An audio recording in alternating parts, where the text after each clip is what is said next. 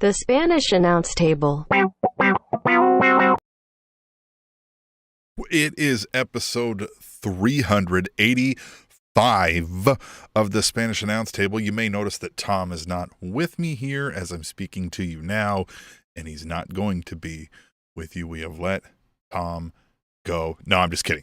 Tom is out doing grown man things, handling his grown man business, much like I was for several weeks over the last couple months.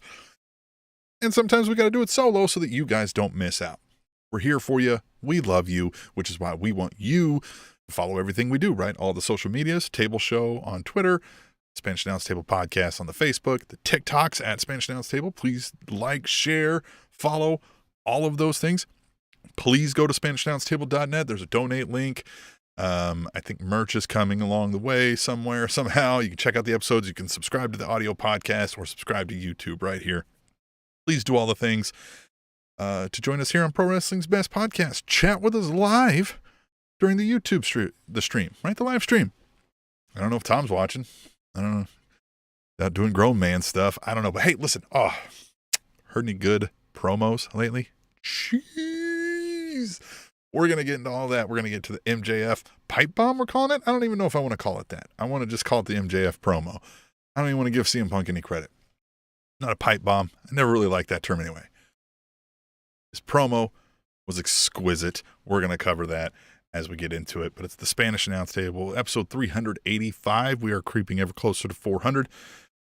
Getting excited for that. Man, I'm not going to lie. And then Double or Nothing happened this weekend. Double or Nothing and Dynamite this week. And might have been some of the funnest pro wrestling I've seen. The anticipation up to it was huge. The pay-per-view might not have delivered as huge, but Dynamite made up for anything the pay-per-view lacked. And I can't tell you how excited I am here to talk about it. So I'm just going to go into it. I'm going to kind of go through Double or Nothing and then the fallout to each of these things. Just to kind of cover it and not have to go like, and then this happened, and this happened, and this happened. I'm going to go through Double or Nothing and follow up with the things that kind of came out of it. The move on storylines and whatnot through Dynamite. We'll cover that as we go along. And at the end, did you know Hell in a Cell is this weekend? It's a WWE pay-per-view. I'm going to make some picks. I may or may not know what's on the card. I've got it pulled up. We'll see what happens. Not the biggest fan of the WWE product right now. I think anybody who's a long-term viewer / listener knows that, but it's going to be fun anyway. Going to make some Hell in a Cell picks. How excited? Is everybody excited? Everybody excited to join this train with me here? Hop on and let's do this, right? I'm excited. I'm very excited. So, all right, let's go through it. Double or Nothing, the buy-in, right? We had Hookhausen defeating Tony Nese and Smart Mark Sterling, right? Look, the buy-in is there to do exactly what this did. It's to get you hyped up. It's to get you kind of like, all right, I'm excited for the night, for the several hours that we're going to go into. And this accomplished that, right? This Hookhausen thing, we talked about it like, yeah, sure. I don't think any of us would have maybe wrote it out on paper. We like what's come out of it. Both these characters we love, at least Tom and I here do at the Spanish Announce Table. The marrying of this, it kind of feels like a Booker T Goldust, excuse me, Booker T Goldust feel to it from back in the day. And so, as long as either guy doesn't come out looking terrible on either end, I think we'll be fine here. And, Tony Nese and Smart Mark Sterling aren't doing anything. So, they take the L here and we move on, and the buy-in gets everybody hyped, gets everybody happy. And let me tell you, the buy-in makes you happy. I know how you can buy in right here to the Spanish Announce Table, right? You do that by going to SpanishAnnounceTable.net and donating via the PayPal. And also, as a shout out, since we're talking about buy-in, let's give a shout out to the sponsor, right? We like to do a beer sponsor of the week, or you can sponsor in other ways. And today's sponsor is Nobody. Thank you, Nobody, for giving us money to help keep the lights on and keep the tech rolling here and, pay the producers and the distribution networks and all that. Thank you, Nobody, for helping us out. Nobody. Love you. It's a great beer from Nobody. Really appreciate it. So if you want to be like Nobody, donate and be the beer sponsor of the week, or if you just want to be a regular advertising sponsor, hit us up, tableshow@gmail.com. We'll be happy to discuss further with you. But we'll get back into Double or Nothing. Now that the buy-in is over. Once again, thanks, nobody, for helping us out. Swig of beer for nobody there. All right, Double or Nothing kicked off with MJF versus Wardlow. Now, all right, anybody understood the question mark hovering over AEW Double or Nothing. Was MJF going to show? Is he going to do the job? Is he going to be there? Is he even in the city? Did he hop on a plane? Is he back in New Jersey? Did he quit? Did he get fired?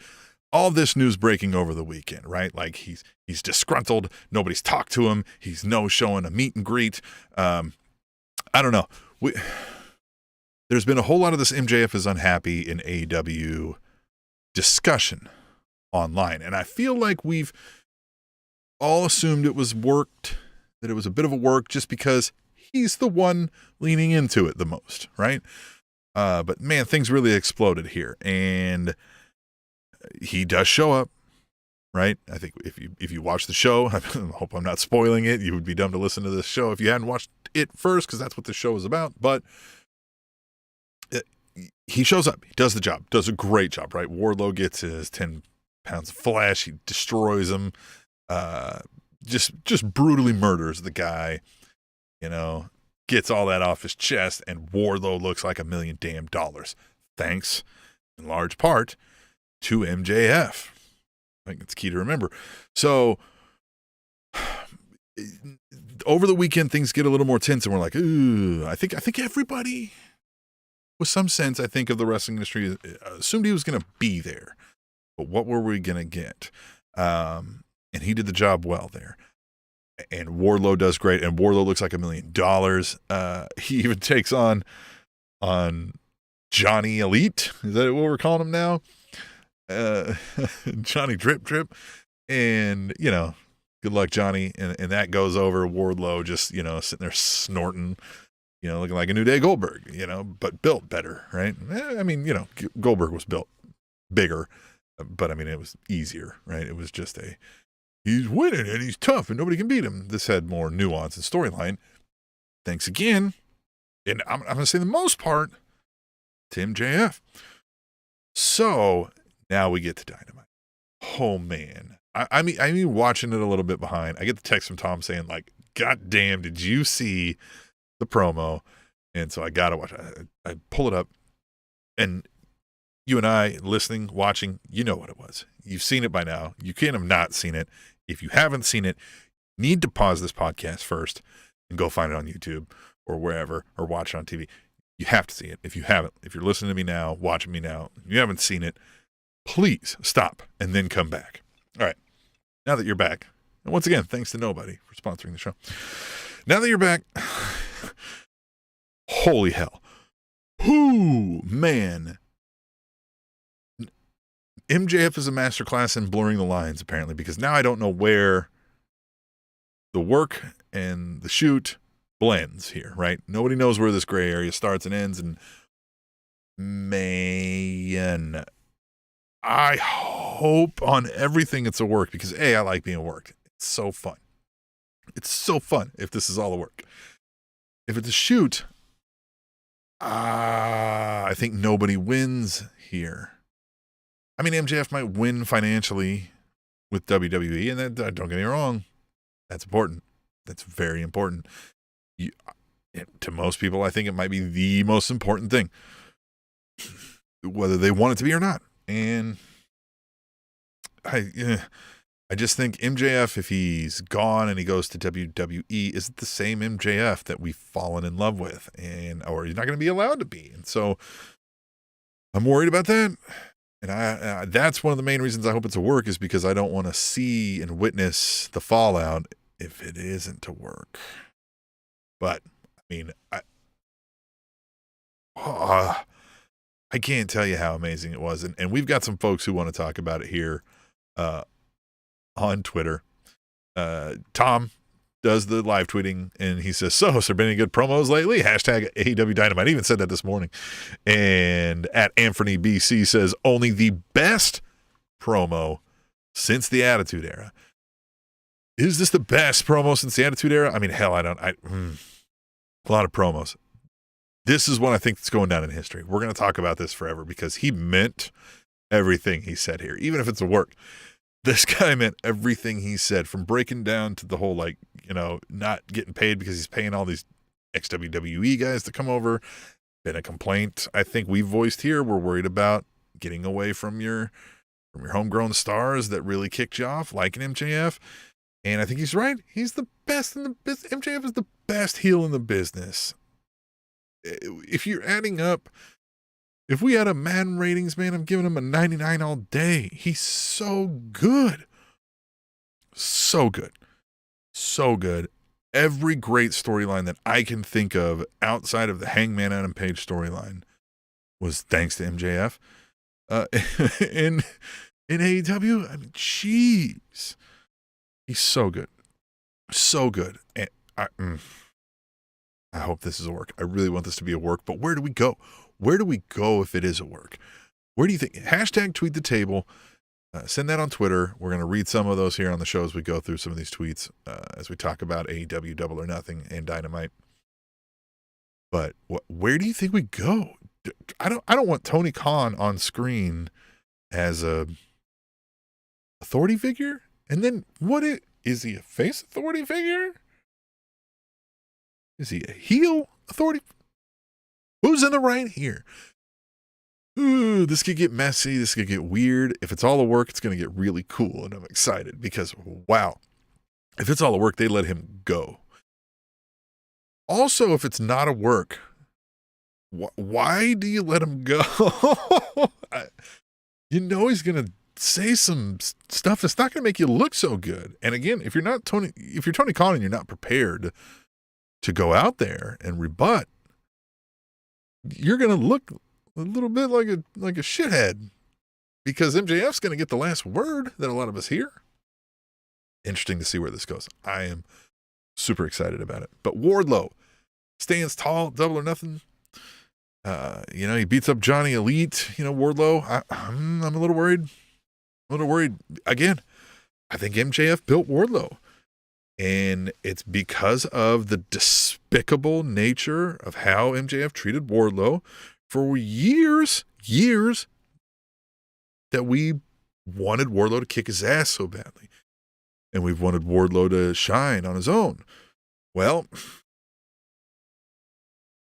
I'm a meathead who can powerbomb somebody 10 times is only going to last a couple opponents, guys. So that's my worry. What do we do? I'm not saying Wardlow can't handle that. Doesn't have a bag of tricks. Don't know that. That's my worry. Will we see something?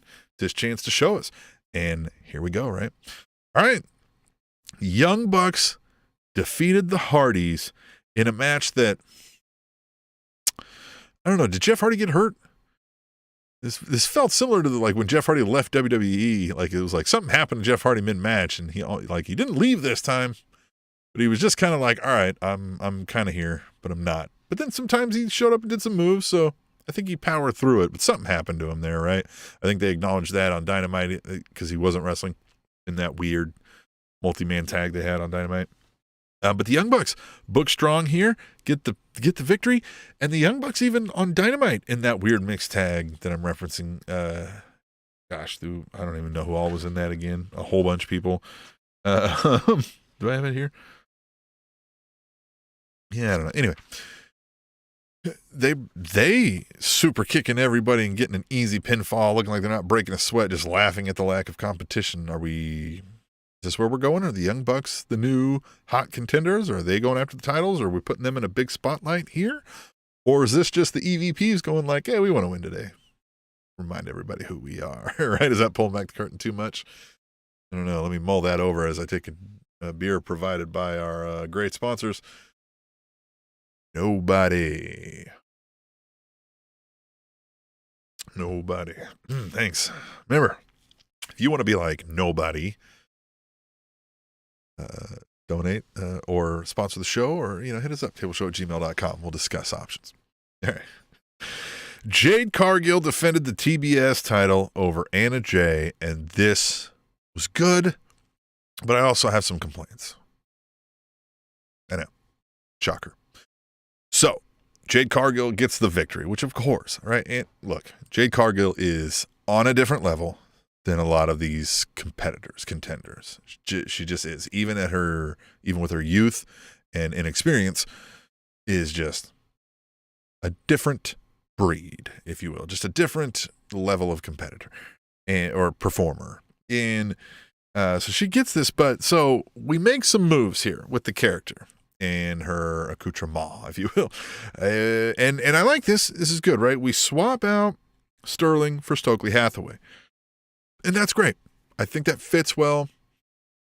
And that's fine. Except, like, it all just happened in a weird way. Like, John Silver just kind of like, swirlies Mark Sterling, gives him a wedgie or two, and kind of boots him out of the arena, right? Or something, beats him up a little bit. Which is fine, right? Everybody loves that. But, and then just Stokely Hathaway kind of just like, he's now, as the melee ensues, like, he's just now the guy, and they're like, oh yeah, it's your publicist or what, right? It's just like, okay, but now just Sterling's just gone. Like, I felt like that could have been a story told over a week or two, right? We didn't need to like just swoop, swap. Hey, look at that. Easy enough, right? It just didn't make sense. Like, Stokely didn't, contractually, weasel Mark Sterling out or anything like that. And then we get, Statlander trying to help the faces against the baddies, and then the debut of Athena, which is, Ember Moon, formerly in WWE. And so now we've got this face off of all these faces in the baddies going up against Anna Jay, Statlander, and Ember Moon, and they're all in a triple face off. And that's where my complaint is. This was just so much for this, right? All this could have been played out over time or worked in different ways. Like, this just felt like this was like 4 things that happened right here at once. You know what I mean? Like, just all at once. Just, and this happened. Oh, and this. Oh, and did you know in this? And it was a little too much, if you will. It was like, wait, okay, like, we moved a lot of chess pieces at once, right? Like, traveling, violation, right? Double dribble, right? All right. Sports guy reference. But Jade Cargill. And Athena got her little, time with Tony, and we got to hear cut the shit Tony, which I love. Jade Cargill is just great. And this Stokely Hathaway character was a way better fit, and a publicist instead of a lawyer, better fit. Hell, even, let's let Mark Sterling be around when she needs a lawyer versus a publicist. Yeah, he can still be on the team, right? I like it. And Athena, sure.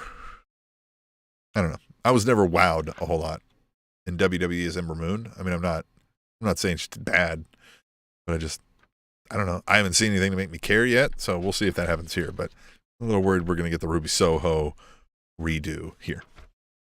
All right, House of Black defeated Death Triangle, and Julia Hart finally turned and did the Tajiri to Pac, right, with the mist, and couldn't see that coming, huh?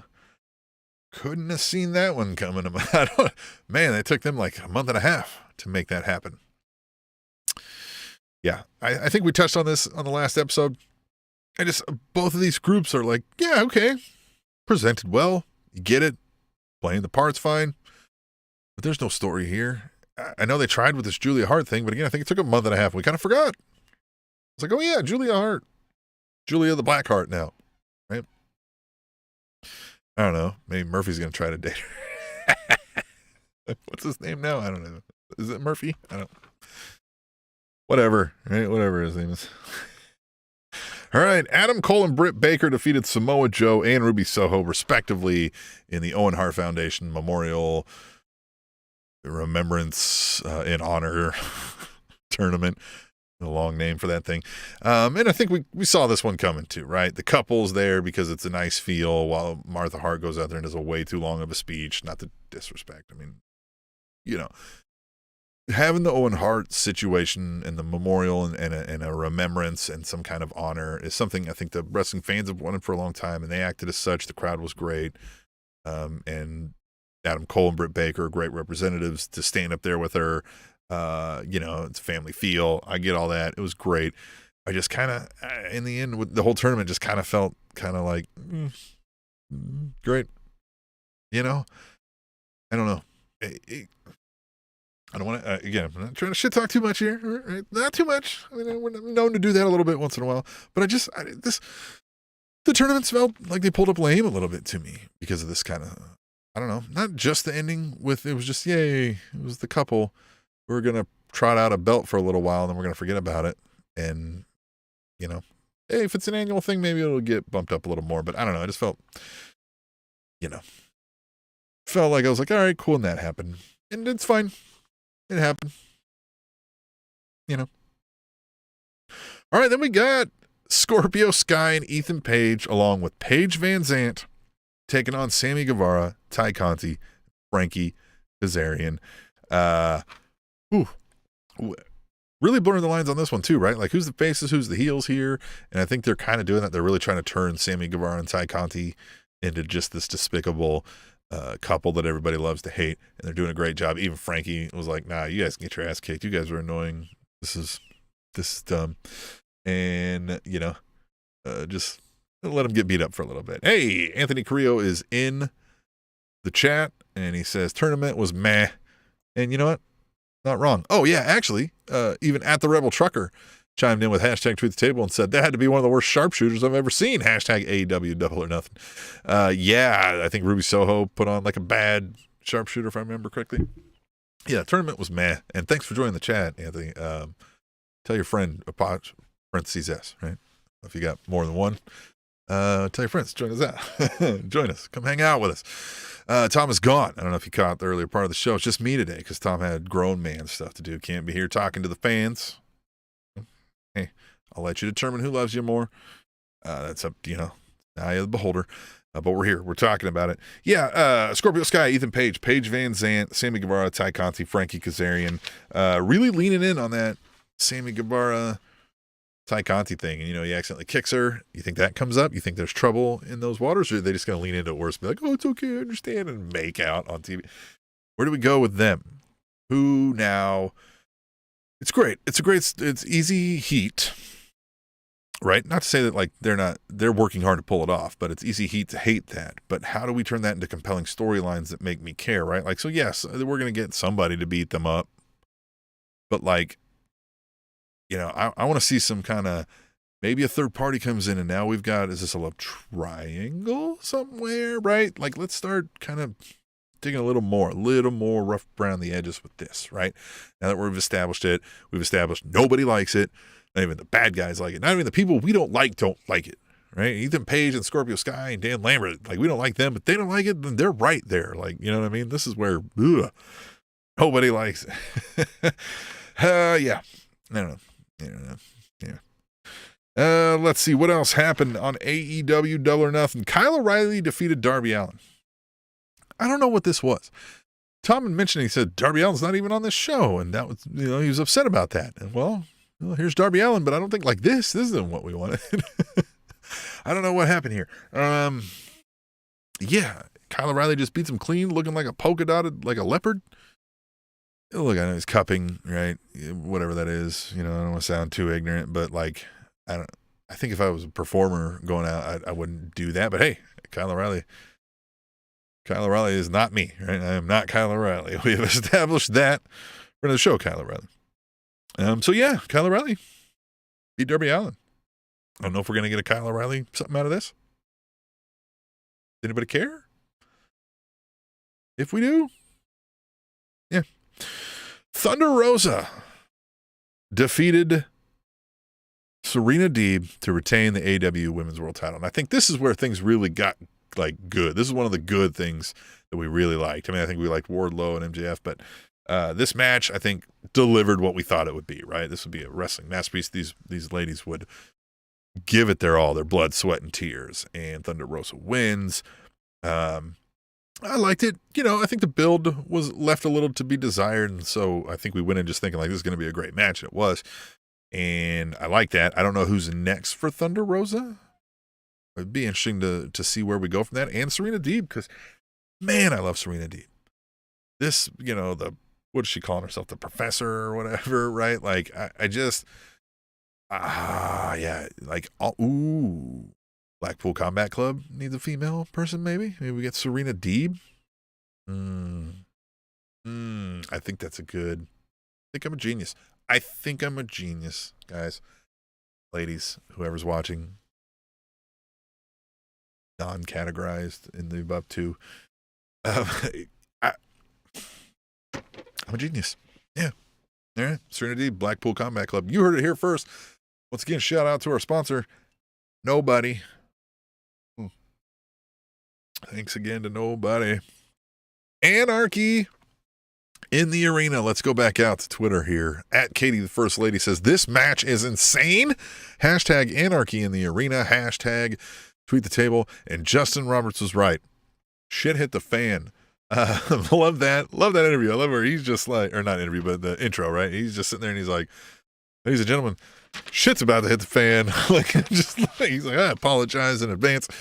And man, the thing that will stick out to me forever is that I think they accidentally let Moxley's intro music play too long.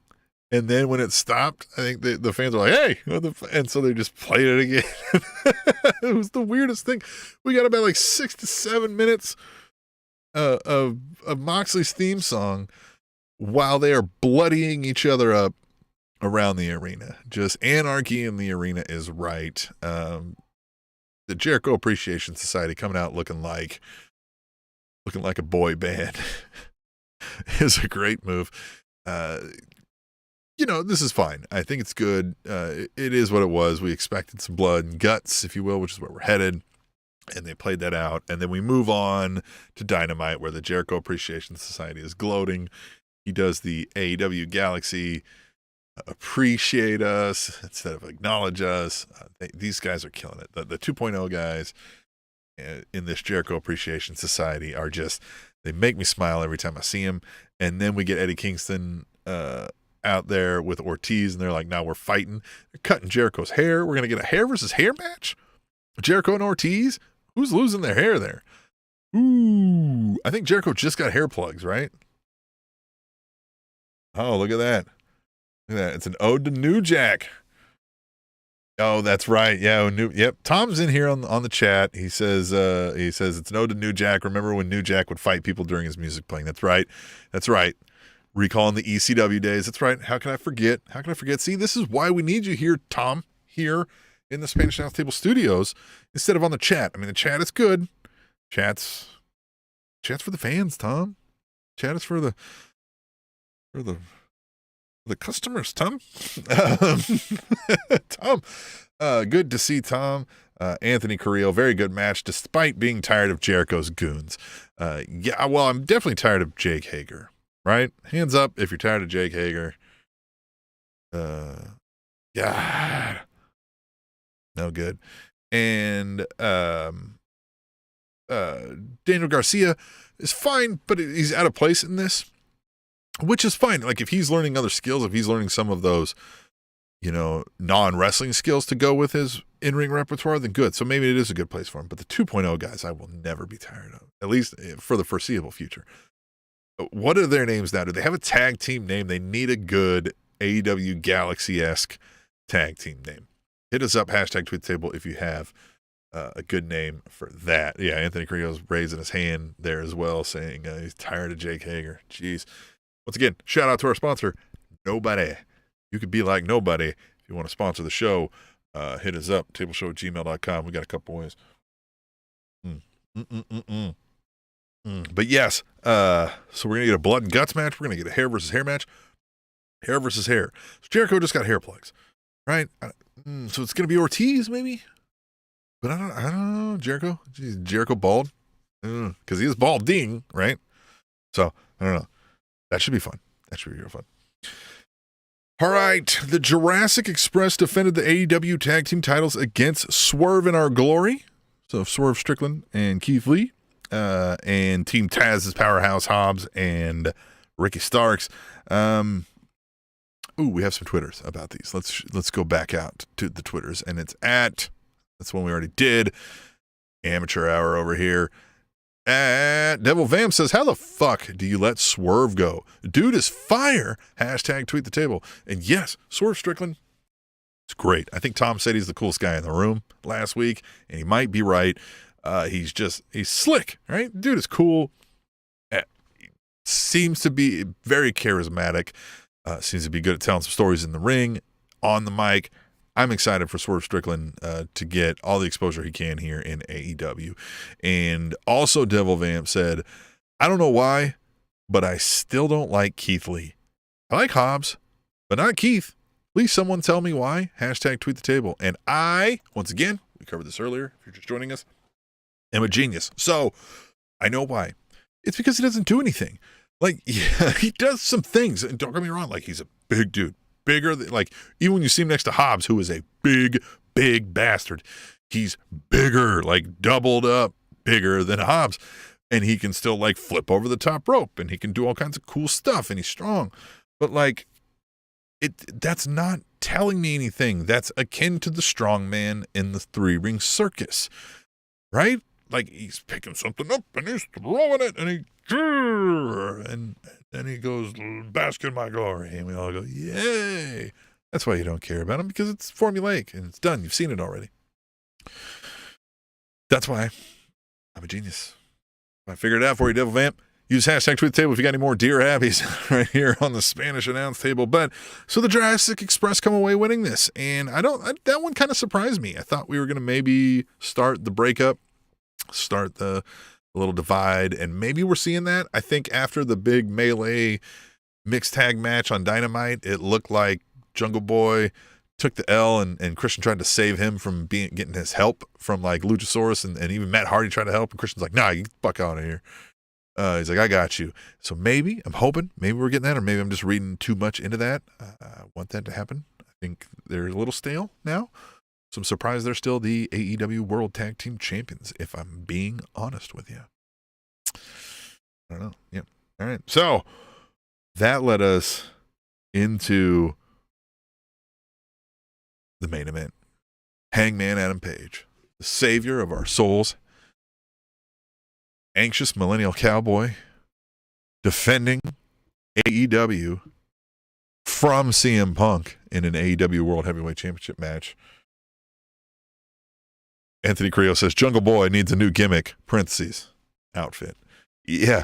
You ever notice when Jungle Boy comes out, he's got the title on it, looks like he's wearing nothing, like but his boots with the fur, right? He's just got his belt on, looking like he just hopped out the shower and couldn't find his robe. All right. Anyway. Hangman Adam Page lost as hard as he could try. Well, maybe. To CM Punk, your new reigning AEW World Heavyweight Champion. And I called this, I think Tom was in denial last week when we were doing our predictions. And CM Punk is your winner and new champion. And he's going to face Tanahashi, right? At Forbidden Door. Yay. I'm assuming, if I'm a betting man, in the CM Punk finally returns to wrestling agreement, there was a world title run worked in there somewhere. I don't know. Just taking a guess. I could be wrong. Or Tony Khan thought, this is going to be so great. Everybody's going to love it. He's going to come back, and I'm going to make him the champion, and it's going to work. And this is that. And, maybe he's not entirely wrong. People seem to love CM Punk. And, he's a big name. And so, hey, I'm not discounting that maybe the Hangman thing could have ended there. Like, it's a fine time. I am a little upset about the whole claim of it not being a Bret Hart masturbatory performance, like a cover band. And then, and then they did the whole, like, the whole Bret Hart, who did that to him, where he, like, didn't hit him with the damn, yeah, I'm not excited for this. I'd like to see what we do with Hangman. I'd like to see him get back into his, woe is me, I'm not good enough. I think there's some great storytelling there, as long as we don't just try to run it back completely, because you can go a lot of ways with it. Hangman can get We can make him a heel out of some of it. We can make him even a sympathetic good guy who doesn't believe in himself again. Anthony Carrillo says he's upset after he won despite 2 botched Punk shot lariats. Yeah. Yeah, and Tom says Punk is a botch fest in the ring. Piper? Oh, yeah, it was Piper. That's right. Yes, it was Piper. It was Piper who wouldn't hit him. See? It just... Yeah, it was Piper versus Hart at WrestleMania. And it's just, that's the thing. It's like, you still did the thing you said you weren't going to do. Like, Hangman, poor form. Poor form, Hangman. I still love you. Still toast to you, especially with our, our gift from our sponsor, Nobody. Still love you, Hangman, but kind of let us down, Hangman. You don't feel bad about yourself. Maybe you should think about it. Listen, I'm an enabler in his anxiety. We love you, Hangman. But yeah, Punk is the champion. I don't know. Are you excited? Hashtag tweet the table. Let me know. I bet Katie the First Lady might be excited. If I had to guess, I don't know if she's watching. She'll be listening at some point, I assume. Faithful listener for years. But I do know we have some tweets. At Katie First Lady, she said, "This is surreal CM Punk main eventing a wrestling pay-per-view again." Hashtag tweet the table. And that was kind of surreal. Not gonna lie. Like it, if you removed yourself from that moment and hadn't been following along over the last year or so, and you just kind of were flipping through and saw a wrestling fan or something watching, you'd be like, "Oh, hold on, is it CM Punk? I thought he was gone, right?" Like, it was a bit of a moment, right? That's not lost on me. But there is the aspect that Tom was touching on Twitter when he says, "I'm excited for Punk to turn heel in AEW so I can relive Bret Hart matches when he was in the NWO." Hashtag tweet the table. Isn't he already a heel, Tom? Tom asked here, he said, "Do you think he turns heel as a champ?" in the chat, on the YouTube chat. By the way, join us on the YouTube chat as we're doing these live. Anthony Carrillo says, "I'm only excited if it leads to MJF beating him eventually." Yeah, I don't know. Maybe he is turning heel already. I don't know. So we've got a stall here with the Forbidden Door thing, unless we get something happening there to further a storyline there. But this is kind of one of those throwaway pay-per-views that the WWE does in Saudi Arabia, right? Look, kind of like MJF, like, I'm not pretending to watch New Japan, right? So I don't know about you chumps. No, I'm just kidding. You're not chumps. It's just not my thing. I'm not watching it all the time. So I'm not really concerned about this Forbidden Door outside of the aspect of, like, they may debut some folks there, or there may be some one-offs of past and present stars of other places. So that could be cool. But after that, what are we doing with Punk, right? Is he what Hangman said needs to be saved from? A la MJF could try to save him, but it's too soon, right? Where is it? We're seeing Punk only the champion for a month or two. How long? What are your bets? How long? CM Punk, the AEW World Heavyweight Champion. And then Dynamite. To wrap up, one thing happened on Dynamite. Danielson versus Punk after Forbidden Door is what Tom is betting on. Yeah. Yep. They're gonna, yes. They'll do the handshake like stupid. God. Oh, and they'll probably do something Bret Hartish, won't they? Yeah. Oh, they'll do something as an homage to Bret Hart versus Shawn Michaels.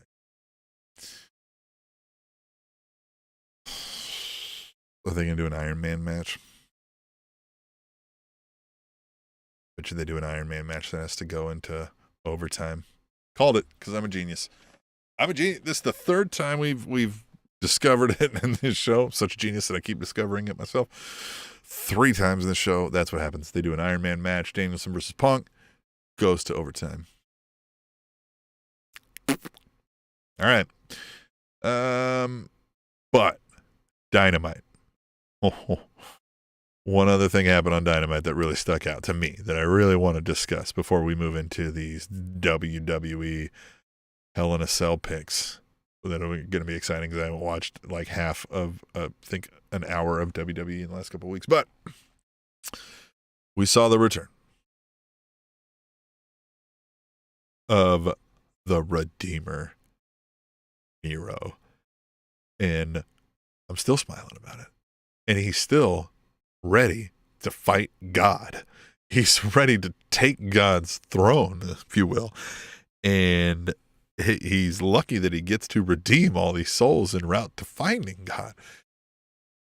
This is, I was so sad when this went away, and I'm so happy it's back, and Miro's going to murder some people. And it's going to be so fun. It's going to be almost as fun as when we get those sponsorship checks from our great sponsor, Nobody. Here's to Nobody. Thanks, Nobody.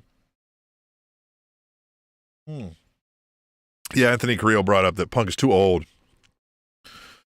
for the Iron Man match, and Tom said they'll recreate the screw job. They're going to do some stupid stuff like maybe Bryan Danielson stops them. Maybe he says, no, we're not going to fucking do that. Well, violence. The character right now is violence, and I'm going to violently beat the shit out of somebody. Yeah, Anthony Carrillo says, I think Miro lost his steam, and I think he did, but I think this storyline is unique enough. I think you'll quickly forget when Miro is cutting those great promos, right? When he's talking about his flexible wife and, you know, how he's going to eat God, basically, when he finds him. He's basically telling God it's on site. And that's amazing. And I want more of it. I'm ready. I want him on Rampage. I want him on Dynamite. And I want him over and over and over. It's going to be great. All right. What's not going to be great is WWE Hell in a Cell. Did I do that right? I did that right? Did that right? All right. Let me get the card up. Know what I'm doing here. All right. So let's go through it. We've got I'm right here on WWE.com, so forgive me. This is Thursday night, 2nd, so if something happens on SmackDown en route to change this card up, I didn't know about it. But I'm going to make some predictions because I am a genius. I think nobody's disputing that. I won't even look in the chat. You guys can say I'm not. But I'm not. I don't care. So jealousy doesn't look good on you. United States Championship on the line. Theory, not Austin Theory. Theory versus Mustafa Ali. Both of those names, Mustafa and Ali. Theory versus Mustafa Ali. Yeah, Theory's winning this. Right? Theory seems to be the chosen, the new protege. Yeah. I mean, I could see him maybe stumbling and maybe Mustafa, but I'm going to say Theory. Theory wins this. But I also don't why? Do you care? I don't know how to describe what WWE is anymore. AEW feels like a pro wrestling show, right? Feels like there's pro wrestling matches going on. We get the arena stuff. We get the promos. WWE feels like it's literally, I know we've likened it to Cirque du Soleil before, but it feels more like that ever more than it did before. Where it feels like I'm watching a formulaic circus thing. You know what I mean? And it's just, this is what that feels like. Great. We're getting Theory versus Mustafa Ali because, you know, that's how the cards shuffled this time. And this is what we get. Yeah. Anthony Carrillo says, when did Ali return? I don't watch WWE. I don't know when he returned. A couple weeks ago, I think. At least enough to set up a match. I don't know. I thought he was done with them too. I mean, he pulled a Cody Rhodes like faster than Cody Rhodes did. Tom thinks Theory's winning. I think Tom's right. Finn Balor, AJ Styles, and Liv Morgan versus the Judgment Day. Judgment Day wins. Judgment Day wins, and Tommaso Ciampa shows up and joins the Judgment Day because fuck it, why not? I don't know what else to say. I also don't get why? What this Judgment Day thing? The House of Purple. Nah, I'm not buying it. We didn't get a good enough transformation of Edge going to the dark side to fit it. Like, the characters seem to be in the right place, but we didn't get there at the right way, right time, maybe? I don't know. Something just feels like it's missing each time. And it just feels like, I don't know, it feels like a high school play. You know? Yeah, Tom's the Judgment Day and they get a new member, right? That's what I said. I think Tommaso Ciampa. Because he doing? He's still alive? Ezekiel versus Kevin Owens. I mean, yes, they've done a story here. This one's been playing out. Kevin Owens is like, you're an idiot. What the fuck? Everybody knows what the fuck you're doing. And you guys know what the fuck he's doing. You're just playing in just to piss me off. And yeah, it's great. I think it's maybe Kevin Owens wins. I want to say Ezekiel wins because they love to like just honk honk. Kevin Owens got a fucking traffic cone up his ass, and Ezekiel still wins even though everybody knows it's fucking Elias shaved. Jesus, looking like he's cosplaying the Ultimate Warrior. I don't know. Tom says Elias wins. Do you think Ezekiel wins or does Elias win? Huh? Can he grow that beard back in a couple days? He should come out with a fake beard and then be like, I'm Elias. and then have a fake beard and be like, I'm Elias. And then Kevin Owens flips his shit and he's like, you're not fucking Elias. Like you are Elias, but you're Ezekiel. And it's a fake beard, so you're saying you're Elias again, even though you were Ezekiel without the beard. And he's like trying to pull the fake beard, which is just like on a string, right? Like make it obvious and like have him lose his fucking shit. And he sings a song with the fake beard. And then we get the fight and he, Elias wins and fucking puts the fake beard on Kevin Owens and holds him up, whatever. And then the next day, Ezekiel's back and he's like, yeah, Elias had to hop a plane. He's out. Nailed it. Fucking genius. A little bit of help from Tom. Fucking genius. All right. Elias playing guitar in the ring. This is Anthony Carrillo in the chat. Says, Elias playing guitar in the ring was such a great gimmick. WWE really knows how to screw stuff up. Fucking hey. Man, they know how to screw stuff up. Just that exact thing, right? They just don't know what to do. They really don't. Like, they can't get out of their own way sometimes. Everybody loved that. It wasn't dead yet. Like, it needed maybe some sprinkling in of things. It needed to lead to something instead of just being the shtick every time. But we liked the shtick. We just needed it to tie to something, to give us a story. And that's all that was missing from that. Not that it needed a whole overhaul into this Ezekiel thing. I don't know. It's whatever. WWE, what are you going to do? That's what's going to happen. He's going to come out as Elias with a fake beard. He's going to fucking sing the song. Kevin Owens is going to flip out and be like, no, you're not fucking Elias. You're Ezekiel. He'll be like, I thought you said we were the same guy. So now you're saying we're not the same guy. And then he's like, no, fuck you. You know what I mean? And then they fight. Oh. Bobby Lashley versus almost an MVP in a handicap match. And Bobby Lashley wins this. I don't even know why we're doing this either. Unless MVP's there to just screw over almost. Yeah. It should be him and Boog in a guitar battle, Thomas says. Hey. Yeah. The Bobby Lashley thing. Bobby Lashley wins. It looks like the Almighty. Man, again, almost. They sure know how to get in the way of things. This guy can't be featured too much right now because he's still he still needs some work. But what they're doing ain't right. He's looking a little ridiculous right now. I don't know. Yeah. All right. Raw Women's Championship match. Bianca Belair, Asuka, Becky Lynch, triple threat match. Bianca Belair wins. I don't know. I don't see them giving it to either one. I don't know. I think anybody can win. That's the whole point of these WWE things, and that's why it sucks. Anybody can win. Anybody could win, and nobody should. Right? Anybody can win, and nobody should. Like fucking, God, not good. Tom says almost wins the handicap match. Almost an MVP. Great.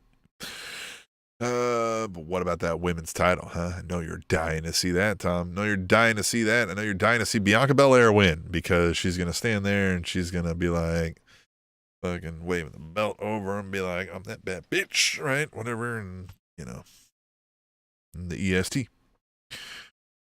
And then we get to Cody Rhodes versus Seth freaking Rollins. And we give Seth Rollins the credit, right? The line about, you can't sledgehammer to the throne and then come back try to take that throne from me. Yeah, sure. Whatever. Like that was good. That was fine. But there's not much back from Cody because, there isn't much substance to Cody. So I want Seth Rollins to win and Cody is going to win. I think WWE is making the play to Cody that is the right play to make in that anybody, they want to give the message to anybody in AEW now that like, hey, if you come over here, you're not getting buried. You could be main event player. Right? Like, because I think we understood at first AEW was number 2. And so it was one of those like, yeah, you might go or make some money at WWE, but like you're going to be chasing the 24/7 title round, being IC champion. Well, it might not be the case now. At least WWE's saying, like, look what we did with Cody Rhodes. Look what we're going to do with MJF when he comes over. And so it may not be a bad play. Cody Rhodes wins. I mean, he's got some fame, some notoriety on the mainstream a little bit now. He's the prodigal son. Seth Rollins does these kind of jobs well. Cody Rhodes wins, right? In the Hell in a Cell. Makes Cody Rhodes look like $1 million. He bleeds a little bit. Easy money. Tom said that's the title of the episode, and I don't know what he's referring to. You're going to have to hit me back up there, Tom, in the chat, and we encourage all of you to join the chat as well. Spanish Announce Table live streams here on the YouTube. Tom says Cody wins and he spells MJF in the air post-match. See, that's something the CM Punk would do, right? In his match. I don't know. WWE Hell in a Cell. Like, I think Cody Rhodes will win, and I think that's fine, right? Cody Rhodes is a main event level player. Wherever he's going to go, he's going to be in the main event, and that's fine. And they're going to push him now because he's the new shining toy. And Seth Rollins, this character is well built to take losses because he's delusional and he's full of himself and doesn't get reality a little bit. And so if he loses, he can still go around and be like, I deserve this title shot. And people will be like, no, you don't. And they'll be like, kick you in the nuts. And they're like, all right, now we're going to fight. Right. So it doesn't really hurt him too much. Right. Exactly how it goes. Exactly how it's going to play out. Well, I guess I'll wrap it up. I mean, this is a little early. I know, like, so we're only about 50 some minutes in and, sorry, could have been a little bit longer. But I don't have Tom here to bounce off of back and forth. Normally I would have a friend, but we need you. We need you guys as friends. Like Anthony Carrillo joined us and was our friend here in the show. We appreciate Anthony for that, being our friend. And we need more friends. We need more friends and we need more sponsors. Like nobody who sponsored this show this week. Nobody. But Hell in a Cell doesn't have to bring you down. All you got to think about, that fucking promo. That MJF promo. How great. I want to end talking a little bit more about that. How great was it?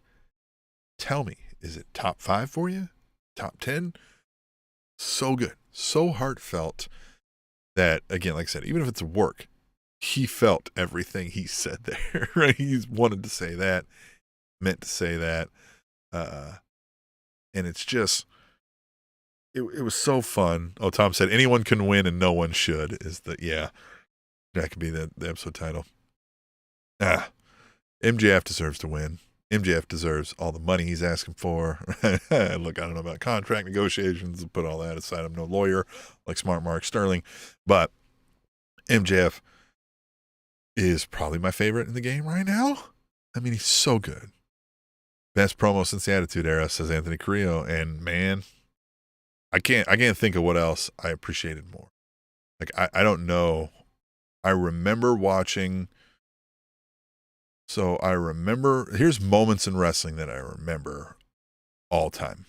Devil Vamp says they took his merch down and removed him from the roster. Yeah, that happened quick. So I don't know. You know what I mean? I feel like that could be playing into a work as well. It's not, I don't want to say it's easy to do, to go online and turn those kind of things off, but it's not super difficult to do for an organization like that, if you know what I mean. So, but MJF, all right. So here's the things I remember as like all-time moments that I'll remember from my life, right? I remember watching Hogan slam Andre. See, that's how old I am, right? I'm 102 years old. He says, hot take, the better wrestling promo was from Miro, not MJF that night. Miro's promo was fucking amazing. God, it was so amazing. So amazing. And Devil says, but a great work. Yeah, if I want all this to be a work, A, so I can keep watching MJF and AEW, and 2, so that, you know what I mean, this doesn't end. I like this. All right, so the moments. Hogan. I remember the Iron Man match, right? I remember Bash at the Beach, right? I remember the Hogan turning. I remember the Undertaker losing, the streak ending, right? These kind of moments where you're like, oh, I was there watching it as it happened. This is going to be one of those. I was even a little behind, but all I got was a heads up of like, holy shit, did you see the promo, right? A couple minutes behind. But just so being kind of in the fervor of it happening, just, man, it might be. I mean, I remember watching the pipe bomb. I remember watching that. This is a top 5 moment for me. I don't want to let recency bias creep in, but it could be a top 5 to 10 moment for me of all time in wrestling, of like that moment, like watching when something happened that maybe wasn't supposed to, or at least made you think that. And, I can't, it was so great that's what I want to end on, is remembering that